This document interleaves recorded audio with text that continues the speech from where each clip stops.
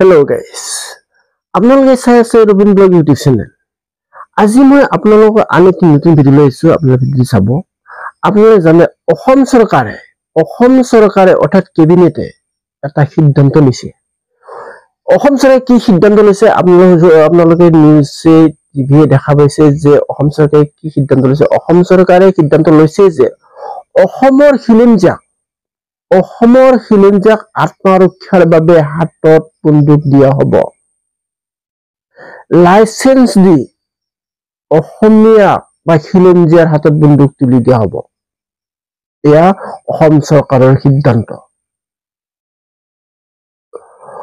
অসম চৰকাৰে যি সিদ্ধান্ত লৈছে এই সিদ্ধান্ত শুদ্ধ নে অশুদ্ধ বা এই সিদ্ধান্ত ভাল নে বেয়া আৰু ৰাইজৰ হাতত বন্দুক তুলি দিয়াৰ বিনিময়ত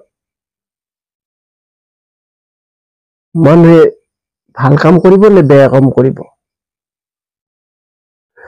আত্মৰক্ষাৰ বাবে সঁচাকে অসমৰ মানুহৰ বন্দুকৰ প্ৰয়োজন হৈছে নেকি? আত্মৰক্ষাৰ বাবে অসমক বা খিলঞ্জীয়াক সঁচাকে বন্দুকৰ প্ৰয়োজন হৈছে নেকি? আৰু প্ৰয়োজন হৈছে বাবে অসম চৰকাৰে বন্দুক দিয়াৰ চিন্তা চৰ্চা কৰিছে বা সিদ্ধান্ত লৈছে নেকি? এই কথা বা এই ভিডিঅ' মই আপোনালোকৰ আগত লৈ আহিছো। আপোনালোকে ভিডিঅ'টো চাব। যদি হয় সঁচাকে অসমৰ খিলঞ্জীয়াৰ যদি সঁচাকে বিপদ পৰিছে বা বিপদ আহি পৰিছে তেন্তে তেওঁলোকৰ সঁচাকে যদি বন্দুক লাগে, অসম চৰকাৰে যিটো বন্দুক দিব বিচাৰিছে এই বন্দুক অসমৰ খিলঞ্জীয়াৰ কাৰণে কিমান গ্ৰহণযোগ্য বা গ্ৰহণযোগ্য নহয় বা ভাল কাম কৰিছে নে বেয়া কাম কৰিছে। আপুনি ভিডিঅ'টো চাব আৰু ভিডিঅ'টো চাই মতামত দিব। তেন্তে আহক আমি ভিডিঅ'টো চাওঁ। ওচৰতে আমি কি কৰিম এতিয়া? আমি সাধাৰণ মানুহ মানে এতিয়া ফুটপাতে উঠাই দিয়ে আমাক কোনোবা দেখোন হাতাইটো ওচৰতে আমি কেনেকৈ চলাম এতিয়া? খিলঞ্জীয়া লোকক বন্দুক দিম বুলি কৈছে, মানে বন্দুকৰ অনুজ্ঞাপত্ৰ। সেইটো কৰিলে কেনেকুৱা হ'ব? সকলোৱে যোনে খুজিছে যি কৰে তাকে কৰিব। সেইটো পালে নেকি? ভাত লাগে, আমাক ভাত লাগে, পেটৰ কাৰণে আমাক ভাত লাগে। অস্ত্ৰ নালাগে, আমাক ভাত লাগে। পেটৰ কাৰণে এইখন আমি দোকান দি আছোঁ। ৰাতিপুৱা চলাওঁ, আজি বৰষুণে এনেকৈ দি থৈ আছোঁ। নিয়ন্ত্ৰণটো সকলোৰে হাতত নাথাকিব নহয়। সাধাৰণ হাতত বন্দুক দিলে তাৰ পৰিস্থিতিটো কি হ'ব সেইটো সকলোৱে বুজে। যিবিলাকে হয়তো ইতিমধ্যে নিজৰ নাগৰিকত্ব প্ৰমাণেই কৰিছে, কিন্তু প্ৰমাণটো এতিয়া তেওঁলোকে জানিবলৈ নিদিয়া নাই, কাৰণ তেওঁলোকে NRC-খন এতিয়ালৈকে স্বীকৃতি দিয়া নাই। NRC-খন স্বীকৃতি দিলে বহুত মানুহ ৰক্ষা পৰিব। যিখিনি বাদ পৰিছে তেওঁলোকক আমি হৈ পেলাই আমি ওকালতি কৰা নাই। যিখিনি অন্তৰ্ভুক্ত হৈছে তেওঁলোকে এতিয়া অত্যাচাৰৰ বলি হৈ আছে। আৰু ইতিমধ্যে তেওঁলোকৰ ফৰেনাৰ্ছ ট্ৰিবিউনেল আছে, এইবোৰ এটা ব্যৱস্থা আছে। তেওঁলোকে হঠাতে সকলো আইন ভংগ কৰি এইবোৰ কাম কৰিছে। এইটো কিন্তু চেণ্ট্ৰেল গভৰ্ণমেণ্টৰ নিৰ্দেশত কৰা হৈছে। চেণ্ট্ৰেল গভৰ্ণমেণ্টৰ একেই তেওঁলোকৰ দেশত বোধহয় অশান্তি বিচাৰে, বিশেষকৈ সাম্প্ৰদায়িক ধৰণৰ সংঘৰ্ষ। গতিকে এইবোৰ ৰাইজ সচেতন থকাৰ বাহিৰে উপায় নাই। আৰু ৰাইজে মিলি পেলাই ইয়াৰ গৰিহণা দিব লাগিব। আৰু আমি চৰকাৰক আহ্বান দিছোঁ এই ধৰণৰ সিদ্ধান্ত যাতে আৰু ভৱিষ্যতে কেতিয়াও নলয়। সেইটোত মই এটা হেৰি নহয়, মই একতা নহয়।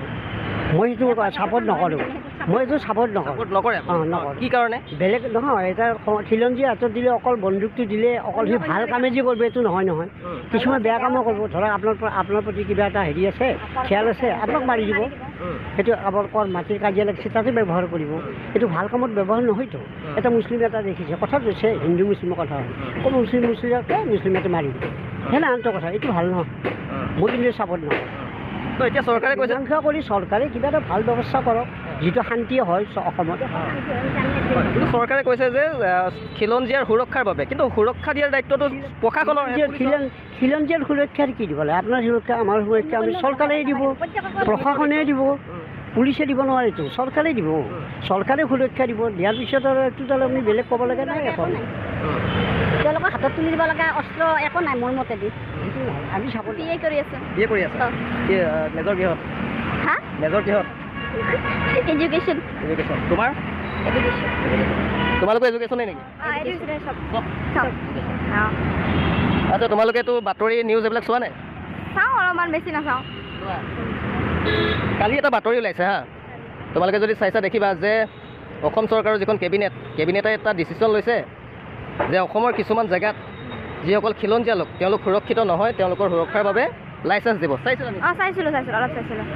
এনে আহিছে আমাৰ ধুবুৰী মই মানে ধুবুৰীৰে হয় ন তোমালোকৰ তাতো দিব অঁ দিব মই শুনিছোঁ মানে এইবিলাক কথা পাতি আছে মই মানে গম পোৱা নাই ভালকৈ তো এতিয়া তুমি কি ভাবা তোমালোকৰ ধুবুৰীত যদি কিছুমান মানুহৰ হাতে হাতে যদি বন্দুক দি দিয়ে কেনেকুৱা হ'ব মানে মইতো ভাবোঁ যে ভাল হ'ব কাৰণে কাৰণ যদি মানে এনেকুৱা হয় বহুতে লাভ উঠাব না এইটো কথাত কোনোবাই এনেকুৱা কাম কৰে যোনৰ মানে বেয়া কিবা কামত কিবা থাকে সিহঁতেতো এইবিলাক কিবা কৰি ল'ব বিচাৰিব না মানে যেনেকুৱা বেয়া কাম কৰে তো সিহঁতে এনেকুৱা ভাবি মানে ভাল কৈ কিনে বেয়া বস্তুটো কৰিব ইয়াতে এইবিলাকে আৰু আমাৰ গাড়ী আহিছে মানে যাব লাগে সেইয়া গাড়ী চৰি নাই নাই বেছি সেইটো কৰিলে কেনেকুৱা হ'ব সকলোৱে যোনে খুজিছে যি কৰে তাকে কৰিব সেইটো পালে নেকি সেইটো দিয়া পিছত কি হ'ব কাৰোবাৰ দুশ্মনী আছে সেই কাৰোবাক মাৰি দিব সেনেকুৱা হ'ব এতিয়া সেই চলিব তেতিয়াহ'লে দেশত না কি কয় তো চৰকাৰে কিয় এনেকুৱা কাম কৰিছে সেইটো কাম কৰিব নালাগে কিন্তু সেনেকুৱা কাম কোনে কৰিলে এইটো আমাৰ মামাই অৰ্ডাৰ দিছে নেকি কালি ডিচিশ্যন লৈছে হয় নেকি